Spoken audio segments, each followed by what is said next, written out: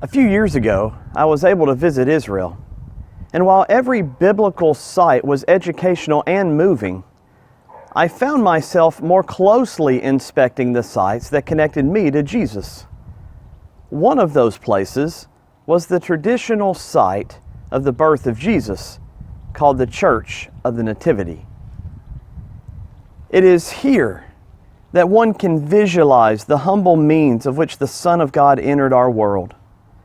Not with pomp and circumstance, not with priests making declarations, not with even thousands gathered around him, but as Luke chapter 2 and verse 7 says, "And she gave birth to her firstborn son, and she wrapped him in clothes and laid him in a manger, because there was no room for them in the inn."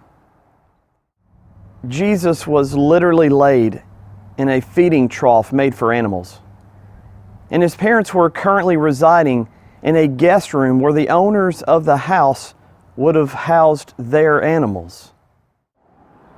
As impressed as I was to walk in the town of the birth of my Savior, the story of the birth of Jesus is not as impactful as what happened for all of us in the city of Jerusalem. In Jerusalem, I visited the Church of the Holy Sepulchre, the traditional site for the crucifixion and burial of Jesus Christ. It is here that one can visualize the close proximity of the old temple and the probable closeness of the tomb of Joseph of Arimathea where Jesus was laid. I couldn't help but to feel very sober-minded and reflective as I considered what happened in this space almost 2,000 years ago. While both the sites and the stories of Bethlehem and Jerusalem are impactful, let me tell you why Jerusalem means more to me. In Jerusalem, God gave His only Son. In Jerusalem, all things were accomplished and fulfilled. In Jerusalem, Jesus suffered so I could be made holy.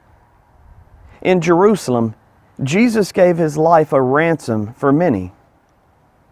In Jerusalem, my Savior defeated death and Satan and arose from the grave. In a time when many remember Bethlehem, please don't forget to remember Jerusalem and everything that God has done for us in that city through His Son on a cross. And don't forget to allow that to shape our everyday lives. May the Lord continue to bless you as you seek His truths.